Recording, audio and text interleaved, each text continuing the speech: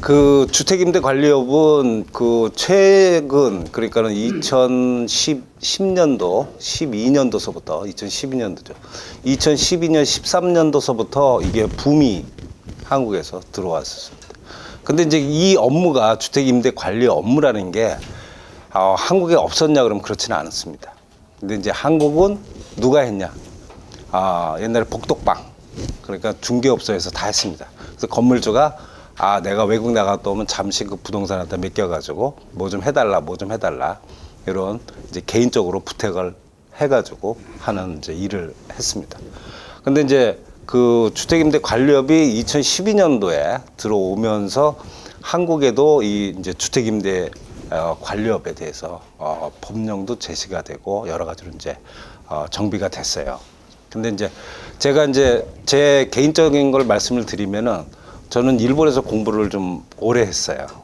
한 10년 동안 공부를 했거든요. 그래가지고 90년도서부터 2000년도까지 한 10년 동안 일본에서 공부를 하다가 저도 우연찮게 일본의 레오팔레스라는 큰 대기업의 그쪽에 이제 그 회장님이랑 잘 알게 돼가지고 그래서 이제 그쪽 일을 해달라 해가지고 한국 법인 설립을 하고 뭐 이런 걸 해서 2002년도서부터 그러니까 월드컵 있을 때서부터 지금 그건 한 18년인데 18년 동안 지금 레오팔레스에서 근무하고 있습니다.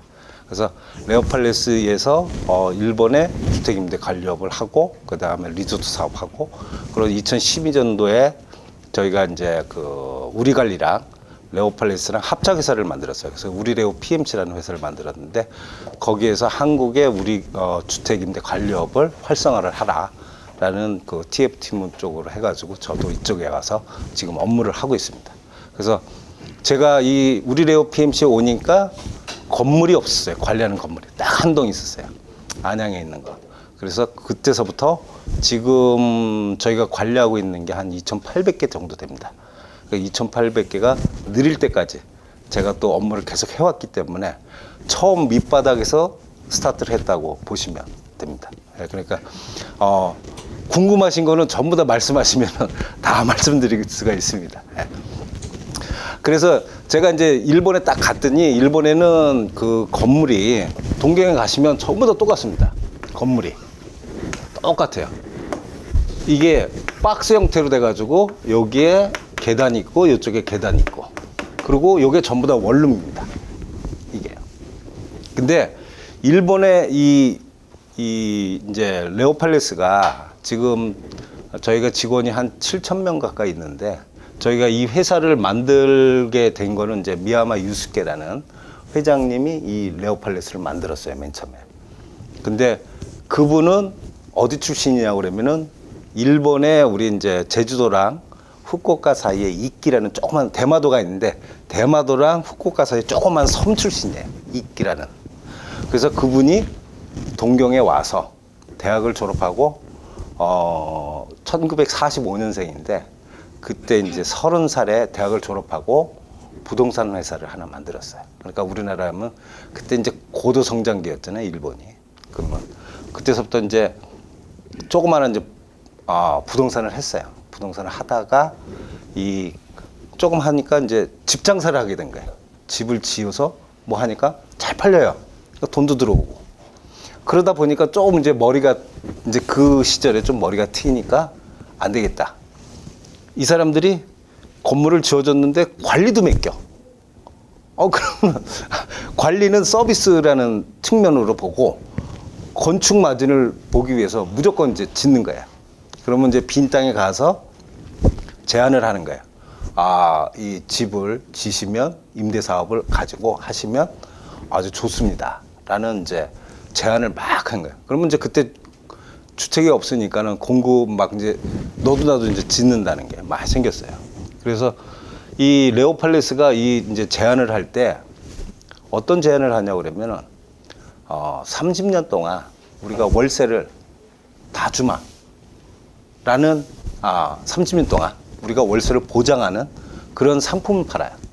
그게 한국에는 전대차라는 용어를 쓰는데 일본에서는 서브리스라는 단어를 씁니다. 서브리스요. 즉 건물주한테 이제 이 안정된 이 월세를 주는 겁니다. 그게 30년 동안. 그래서 그 상품을 팔았어요. 그러니까 어마어마하게 이게 돈이 남는 거죠.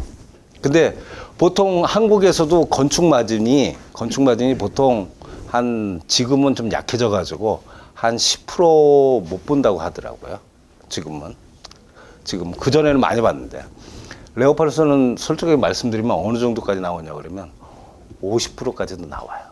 50%가. 왜 그러냐 그러면 이 주택이 가서 보면 가설 주택 같아요. 프레브 주택이라고, 즉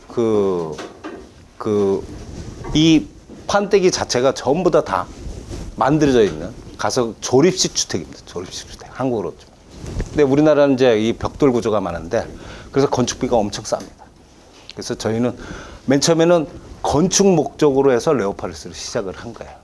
그래서 레오팔레스가 이렇게 해서 이제 물건이 많아지다 보니까 이제 관리업도 어마어마하게 커졌는데 여쭤보시더라고요. 그럼 레오팔레스가 어디에 있느냐? 그러면 저희가 이제 60만 개라고 하거든요. 근데 60만 호인데 60만 호면 판교가 3만 세대예요. 판교가. 그러니까 거기에 한 20배 정도 보시면 돼요. 그럼 레오팔레스가 어디에 있냐 그러면 일본의 모든 전철역마다 다 있습니다. 전철역마다. 그러면 그럼 동경, 오사카, 쿄토에도 있어요? 그럼 거기도 있습니다. 그럼 북해도에 있어요? 그럼 북해도 있어요. 그리고 오키나와에도 있습니다. 후쿠오카 다 있습니다. 그게 60만 호실이 거기에 다 있습니다. 그래서 그거를 누구든지 빌려서 쓸 수 있도록. 근데 그게 대부분이 저희가 서브리스한 물건입니다.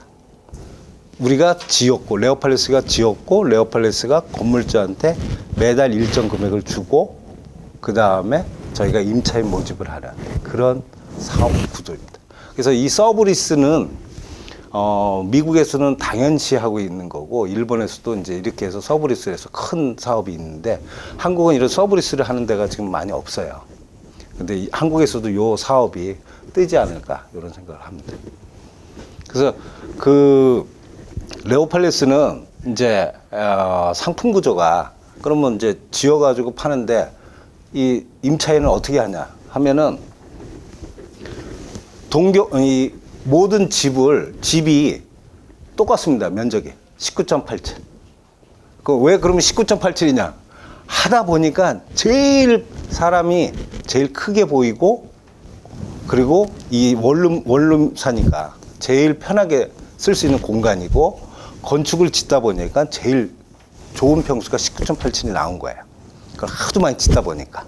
그래서 19.87이면 우리나라로 따면 한 6, 7평 보시면 됩니다. 그리고 네네네, 맞습니다. 그래서 그러면 동경에 있는 거랑 후쿠오카에 있는 거랑 물건이 똑같습니다. 건물이 똑같아요. 건축 용법이 똑같고. 근데 이제 매년 업그레이드 합니다. 그것도 유행을 타기 때문에 매년 업그레이드 되고, 일본에서 처음으로 그 로프트 구조라고, 우리나라는 복층 구조죠. 복층 구조를 만든 게 이 레오팔레스입니다. 한국은 몇 채 정도예요? 몇 채 정도? 네? 한국이 몇 채 정도? 보통 한 건물이 20실 정도 됩니다.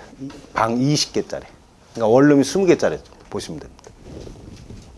그래서 요게 이제 이 일본에는 이 방을 빌리려고 하면은 보통 6개월 정도가 돈이 들어가요. 그래서 맨 처음에, 지금도 그러는데, 맨 처음에 식기갱이라고 해서 보증금 2달치 주고, 그 다음에 부동산 수수료 주고, 그리고 또 웃긴 게 또 사례금이라고 또 있어요. 주인한테 주는. 그래서 그런 것도 주고, 그 다음에 선불 월세 주고. 그래서 보통 5개월에서 6개월 정도가 돈이 들어갑니다. 그러면은 일본의 동경 같은 경우는 보통 8만 원에서 10만 원 정도가 월세거든요. 10만 원이면은 뭐 그냥 10대 1 따지면 100만 원 정도가 되는데, 10만 원 정도 방을 얻으려고 그러면 보통 500에서 600만 원, 우리나라 돈으로. 그러니까 5, 60만 원 정도는 들어갑니다. 예. 그래서 그 정도 들어가는데, 레오팔레스는 그 식기깅, 레이깅 이런 걸 다 없앴습니다. 하나도 없애고 그냥 월세를 선불만 내고 들어가는 시스템을 만들었어요. 그러면은 우리나라는 깔세라고 하죠. 깔세 시스템을 만든 겁니다. 그게 레오팔레스의 먼스리 상품이라고 합니다. 먼쓰리. 그럼 먼쓰리 상품은 어떻게 했냐 그러면 일본 전국을 지가 그리고 월세 그거를 다 취합을 해가지고 여러 가지 그걸 다 합해가지고 A 랭크서부터 Z 랭크로 나눠집니다. 그래가지고 레오팔레스 안에는 월세 산정과가 있어요. 그러면 예를 들어서 요번에 우리나라로 치면 강남의 선릉에 물건을 하나 짓는다. 건물을 하나 짓는다. 그러면 건물을 짓기도 전에 월세가 산정이 됩니다. 아, 여기는 땅값도 비싸고 뭐하고 하니까 아, R랭크. R랭크나 S랭크. 요지게 딱 찍습니다. 요렇게. 그러면 월세가 그러면 A랭크가 어디냐 그러면 홋카이도나 오키나와 이런 싼 쪽입니다. 그러면 이게 이제 방 중에서도 조금 이제 땅 구조에 따라 가지고 약간 넓은 방이 있고 그러거든요. 그러면 투룸 정도가 나오는 경우는 그런 경우는 이제 Z 랭크까지 올라갑니다. 그거는. 그래서 월세 산정가가 이런 랭크를 다 정해요. 그러면 그런 다음에 요거를 3개월, 6개월, 12개월 단위로 선불로 끊을 수가 있어요. 3개월, 6개월, 12개월. 그러면 우리나라로 치면 3개월이면 쿠폰이랑 똑같은 겁니다. 3개월을 살 수 있는 쿠폰이라고 보시면 돼요.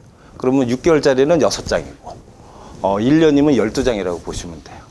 그러면 12장을 끊으면 내가 만약에 S랭크를 12장짜리 끊었다. 그러면 한꺼번에 방을 12개를 쓸 수가 있어요. 아니면 한 달 쓰는 거니까. 그러니까 회수권이라고 보시면 돼요. 아니면 내가 요번에 6개월만 쓰고 6개월은 내가 보관할 수 있다. 그렇게 할 수 있습니다. 그리고 나중에 쓸 수 있다. 라는 거죠. 그러면 3개월, 6개월, 12개월 단위로 할인율이 다 틀립니다. 요거는 단가로 찾으면, 예를 들어서 단가로 따지면 요건 12만 엔이다. 그러면 요건 10만 엔이고, 요건 8만 엔이고. 이렇게 보시면 돼요.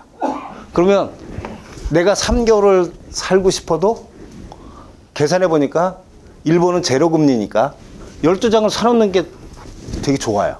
어차피 나중에 쓰면 되니까. 그래서 12장을 사서 요번에는 3장만 쓰고 나머지 9장은 나중에 보관했다가 나중에 쓰겠다. 이게 가능합니다. 여기.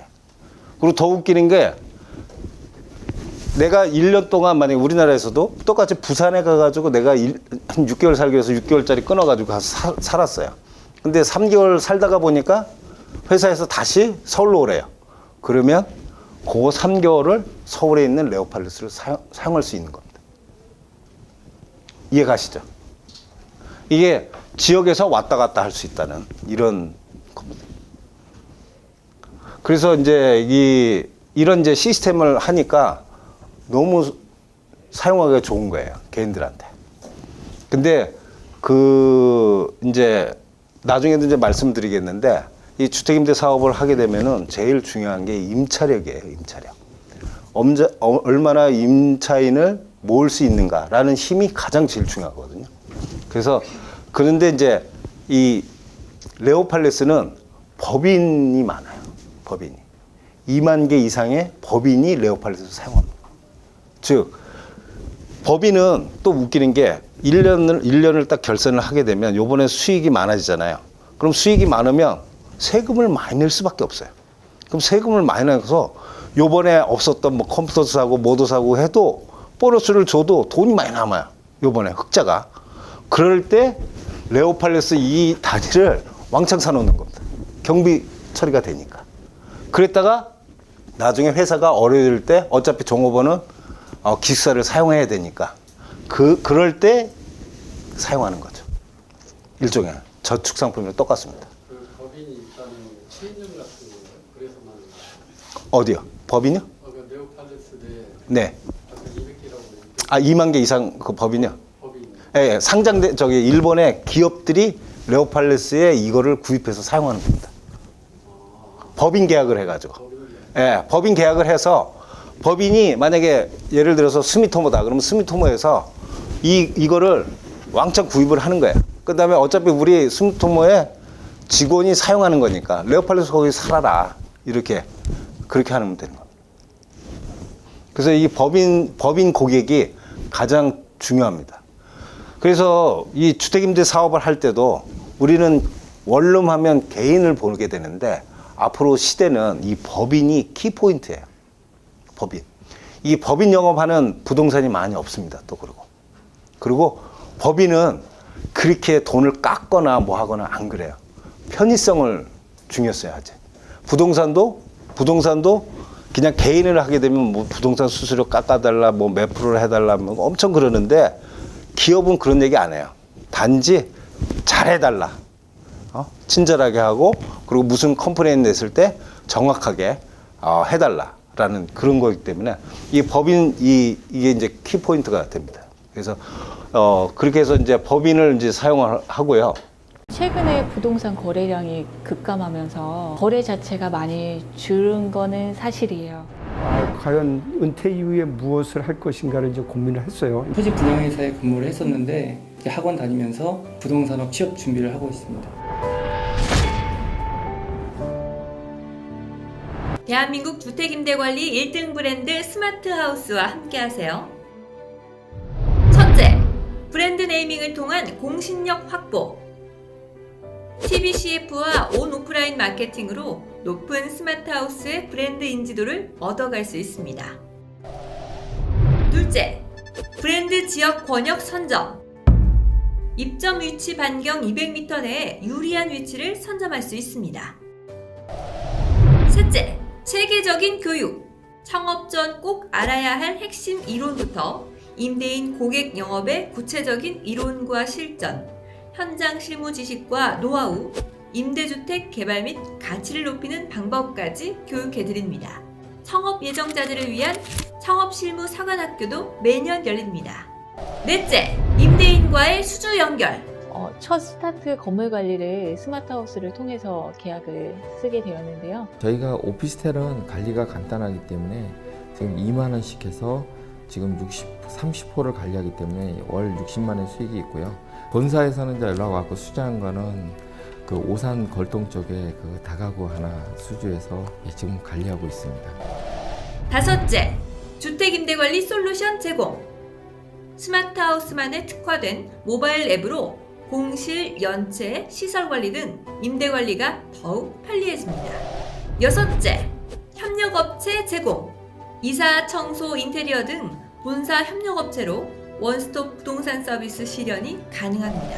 그러니까 체계적으로 관리해주는 교육하고요. 관리 체계가 서로가 잘 돼 있어서 그걸 활용함으로써 다른 사람보다는 더 차별에 대한 서비스를 한다는 것을 임대인한테 주지시켜 줄 수 있는 거가 장점이라고 생각합니다.